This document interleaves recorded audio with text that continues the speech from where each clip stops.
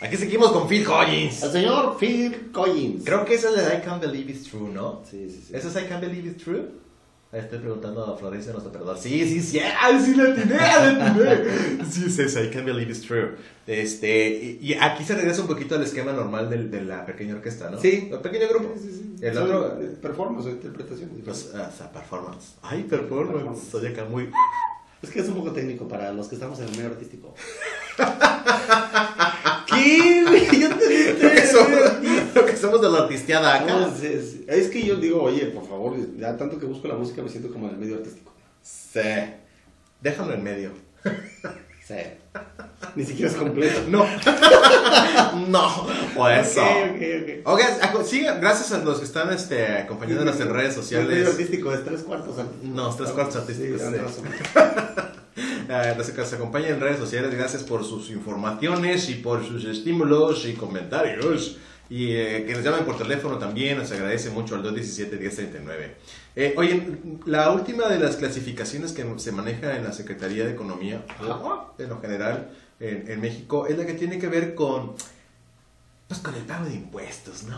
Híjole, esto es un tema, Chucho. Ay, sí. Hace un momento fuera del aire estábamos hablando precisamente del porcentaje que está formalmente y del gran porcentaje de empresas que están fuera de la formalidad. Sí. Y obviamente, pues una de las principales características de una empresa informal tiene que ver precisamente con el hecho de que no paga impuestos, ¿no? Claro. Y eso es un problema grave para cualquier sociedad, ¿no? Al final de cuentas hay un flujo económico, sí, pero necesitamos que se reporten en la taquilla de la Secretaría de Hacienda. O sea, así es importantísimo. Claro que sí. Entonces tiene que ver mucho desde el esquema de si es una persona física con actividad empresarial o si es otro tipo de empresa. Y cada una de esas entidades ya se divide en una clasificación que honestamente, para no entrar en rollos como esos, se los dejamos de tarea. Sí, porque, mira, macho, ¿para qué empezar a explicar lo que implica cada una de ellas? Sí, creo que es técnico. Sí, es muy técnico, pero lo único que sí creo que es importante que usted tenga claro es si es persona física o es persona moral, punto. ¿De acuerdo? Sí, hay regímenes fiscales que obviamente tienen variantes, claro, dependiendo del tipo de empresa que tenga, de la actividad que realiza, del sector en el que está, etcétera, etcétera, etcétera. Sí. También de las obligaciones y de las responsabilidades que tiene que cumplir. Sí. Entonces, obviamente aquí lo primordial que usted debe de hacer, y es la mejor recomendación que le podemos hacer, Macho Chucho, es acérquese con un contador y atienda lo que el SAT establece, e infórmese ahí en el SAT qué es lo que hay que hacer, etcétera. Ajá. Y alíñese por la derecha, por favor. Por favor. Digo, se va a evitar problemas usted. Sí. Y nos va a ayudar a todos en la sociedad. Así es, porque acuérdense que el beneficio del pago de impuestos repercute en la sociedad, ¿verdad? Ese es el deber ser. Sí, bueno, nosotros aquí le hablamos de lo que debería de lo que debería ocurrir.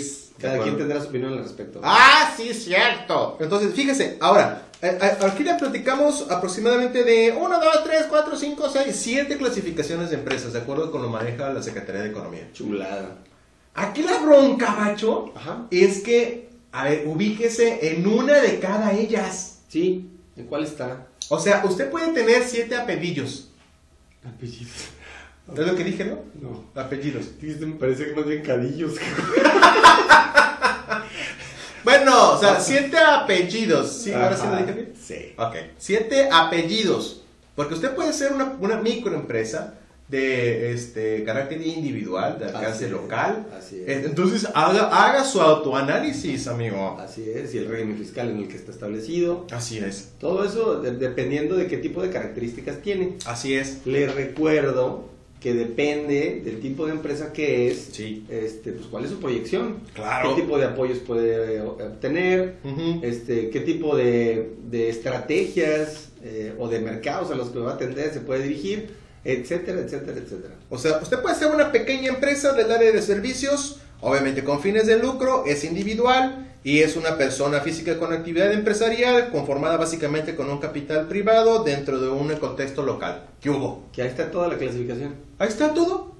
De hecho, podemos ofrecerle al auditorio que vamos a tener en Facebook el diagrama.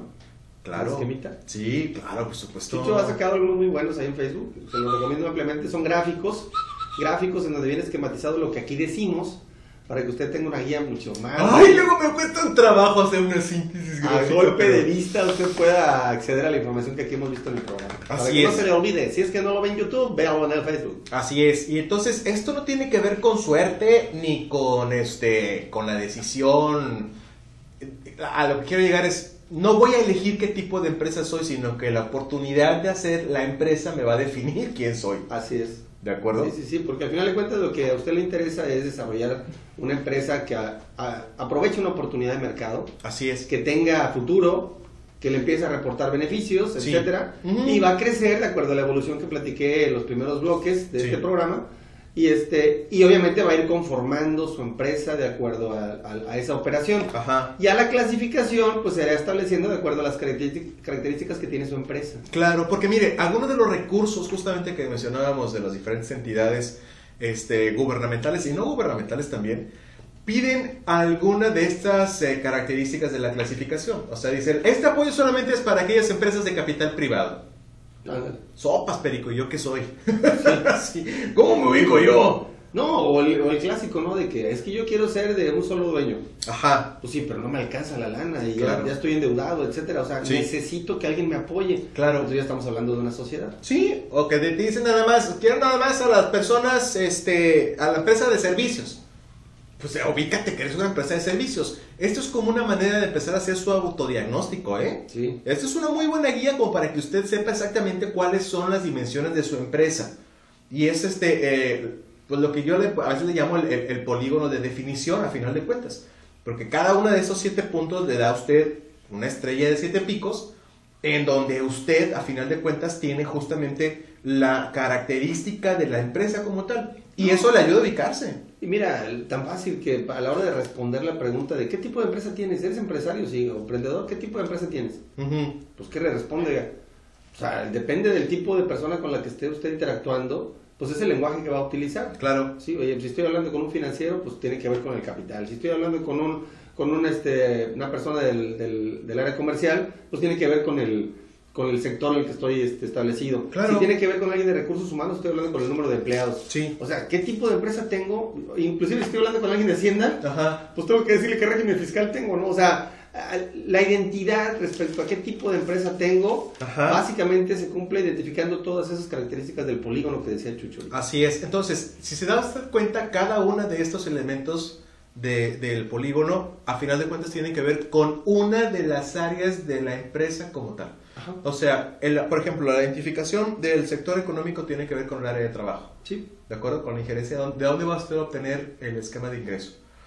En la parte de cuál es su función social, tiene que ver con el esquema operativo o la retribución que espera de las actividades económicas que ustedes están realizando, ¿no? Lo que sea fines de lucro o sin fines de lucro. Así es. En la parte de quién es el dueño de la empresa, pues usted se ubica y tiene que ver con el liderazgo.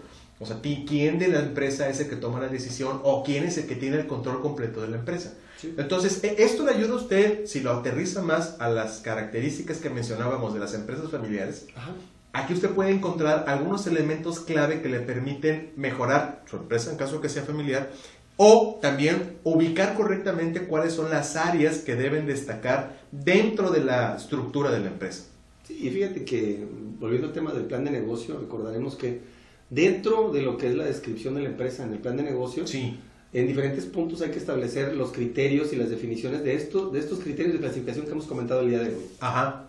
Entonces, Entonces, hay que definirlos, hay que sí. establecerlos ahí en el plan de negocio. así es. Pero mire, si usted lo puede visualizar mejor dentro de su empresa, usted que ya es empresario, se podrá dar cuenta de que a final de cuentas su empresa sí tiene, pues como es una empresa 3D, ¿sí, no? O sea, 360. Así es, 360. O sea, no nada más es lo que usted alcanza a ver, es lo que quiero llegar. Sí.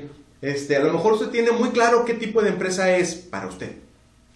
¿De acuerdo? Pero cuando tiene que platicarlo con los demás, como tú lo decías, Nacho, pues no puedes decir todo lo que eres. Sí. Y eso Tienes que ser puntual. Ah, claro, y aparte usted podría realmente alzarse el cuello y decir, soy una pyme, y soy una local, y soy una privada, y soy una Sí, hablan de que tiene todavía un mayor conocimiento respecto a lo que su empresa es, cómo se desarrolla Y obviamente le da mayor credibilidad y confianza de parte de la gente que lo está escuchando. A eso iba yo, justamente. Es que acuérdese que la función principal que andamos buscando es que usted entienda, aprenda y trascienda. Sí. ¿De acuerdo? Sea feliz. Sea feliz. Pero aparte también que sepa lo que hace.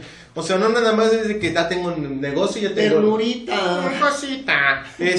Para que sepa usted exactamente cómo hablar como empresario. Ándale. Que tenga esa formación, porque usted en algún momento determinado tiene que entrar en contacto con otros empresarios o con proveedores o con esquemas de financiamiento o con whatever, ¿no? Sí. Entonces, si usted no empieza a manejar un lenguaje empresarial, usted se ve limitado y se percibe limitado.